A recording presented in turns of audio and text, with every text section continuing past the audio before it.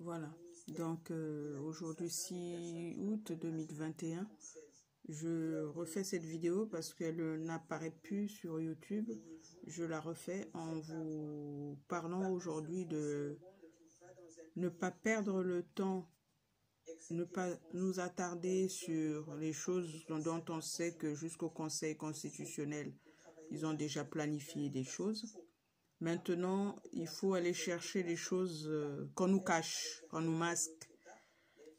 Allez sur la page Wikipédia de Sibeth Ndiaye, vous allez trouver de quoi dire. Vous allez trouver motif à porter accusation, à porter plainte.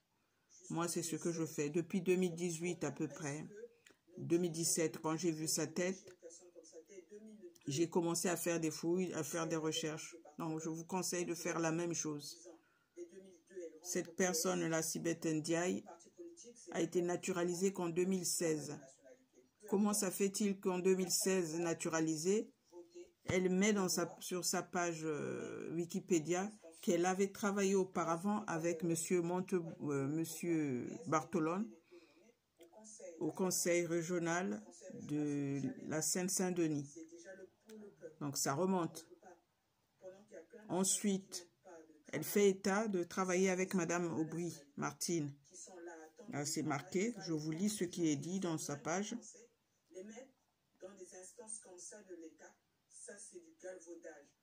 Parallèlement à ses études, elle milite pour l'Union nationale des étudiants de France, 99-2006, soit.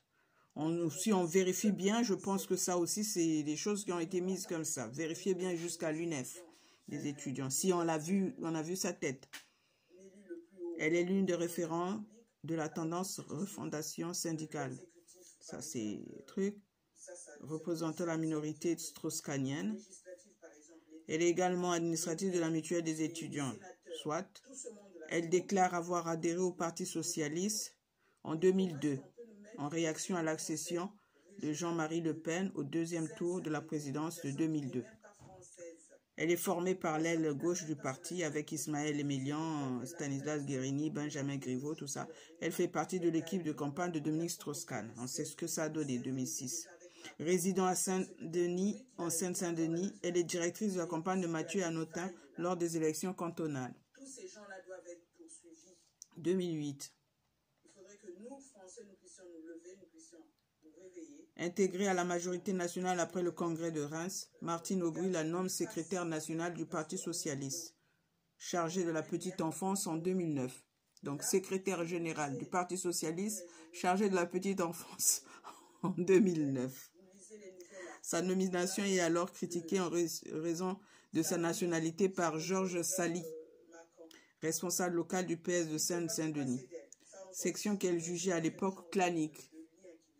En mars 2008, elle est nommée responsable du service de presse de Claude Bartolone, encore.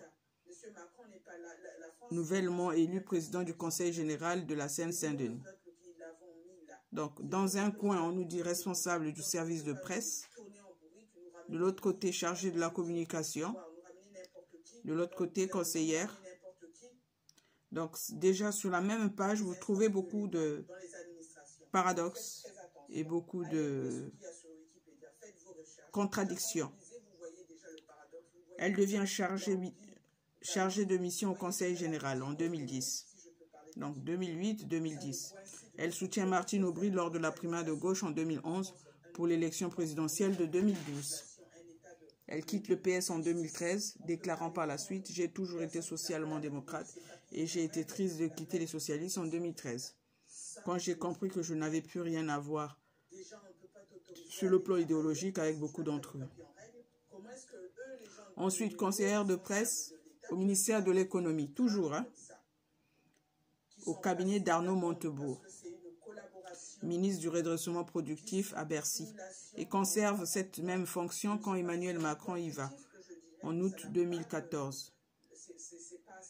Donc vous voyez, depuis 2002, elle nous tourne en bourrique, sans nationalité, mais elle arrive à se faufiler, à être nommée à gauche, à droite. Quand celui-ci deviendra président de la République, donc M. Emmanuel Macron fonde En Marche, quand il devient président de la République, elle lui suit Après quelques jours de réflexion et sur l'insistance d'Alexis Kohler, comme conseillère presse et communication, séduite par la volonté du mouvement de transcender les clivages existants, la tentative audacieuse pour essayer autre chose et le sentiment que ça ne pouvait plus continuer comme avant. Elle se fait connaître du grand public par le documentaire de Yann Lénoro, Emmanuel Macron, les coulisses d'une victoire, diffusé sur TF1 le lendemain du second tour de l'élection présidentielle 8 mai 2017, où elle apparaît selon l'Obs comme l'un des personnages clés du premier cercle qui entoure et conseille le candidat. Ensuite, elle vient au cabinet du président de la République. Elle assiste à l'investiture, elle fait tout ça et tout le Bataclan. Après la communication erratique de la présidence Hollande, Sibeth Ndiaye participe au verrouillage de la communication élyséenne. Donc, je vous laisse le soin de parcourir cela et vous allez voir ces irrégularités. Si elle est sénégalaise, qu'elle nous dise, est-ce qu'au Sénégal, les étrangers ont le droit de travailler dans les instances de l'État sans être français? J'ai parlé d'un frère médecin, chirurgien, traumato-orthopédique qui était au Sénégal, qui a fui la guerre du Congo, qui est allé au Sénégal, qui a vécu, il s'est marié avec une Sénégalaise. Ils ont vécu 7 ans ensemble, plus de 7 ans. Mais pendant 7 ans, lui, il a écrit et réécrit et fait des dossiers pour être naturalisé sénégalais afin d'introduire, afin d'intégrer la fonction publique sénégalaise.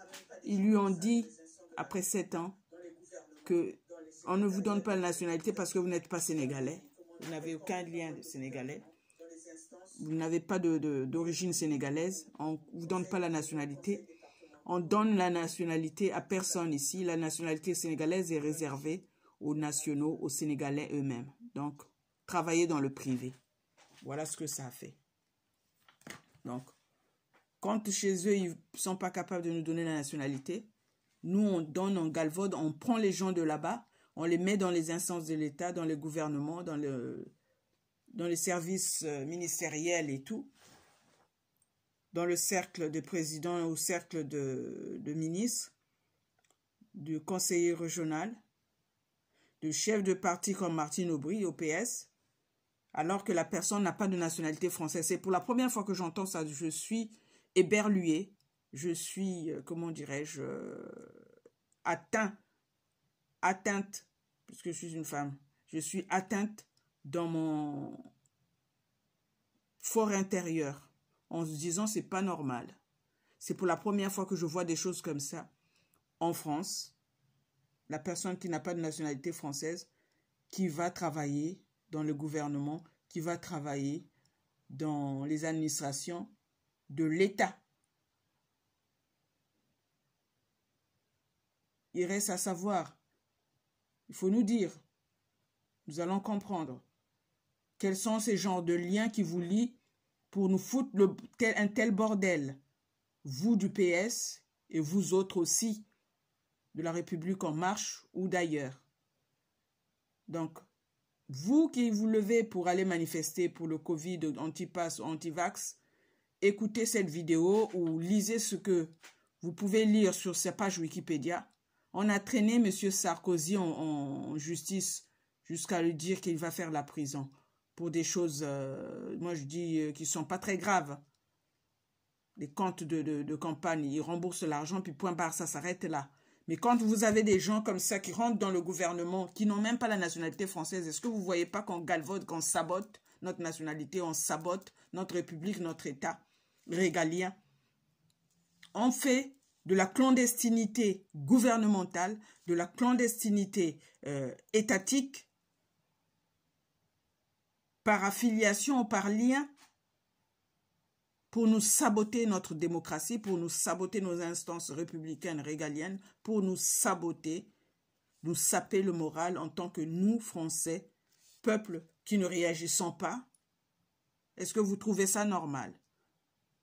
Est-ce que vous trouvez ça normal dans un pays comme la France, pays dit de droit, de loi, de règles, de normes, tout ce que vous voulez, qu'on puisse nous ramener de ces genres de pagailles dans les gouvernements, ce genre de pagaille, dans nos ministères, ce genre de pagaille, dans nos conseils régionaux, dans nos mairies, dans nos partis politiques. L'heure est grave. Ouvrez bien les yeux, ouvrez bien les oreilles, observez, lisez, écoutez, cherchez. Ça, c'est une personne, mais il y en a bien d'autres. Vous rentrez dans leur page Wikipédia, vous allez trouver. Vous rentrez dans leur historique, dans leur biographie, vous allez trouver plein de couacs. Je laisse le soin à chacun de nous de le faire et de nous retrouver en justice au tribunal pour déposer une plainte commune ou pas, ou par groupe par rapport à tout ça. Si on a traîné M. Sarkozy en prison, si on a traîné M. Chirac en prison, si on a traîné M. Hollande, on l'a pas encore traîné. Si on a traîné M. Fillon, M. de Villepin, M. Pasqua, M. Balkany et sa femme, qui sont les autres pour ne pas les traîner en justice? Après leur fonction, ils se retrouvent qui? Citoyens comme vous et nous. Donc, ne baissons pas les bras, ne perdons pas la vigilance, ne nous faisons pas dorer la pilule, avaler des couleuvres, éberner, mentir, duper. Mais réveillons-nous, réveillons-nous, réveillons-nous, réveillons-nous, car l'heure est grave. Voilà ce que j'avais à dire. Théodora Lefebvre.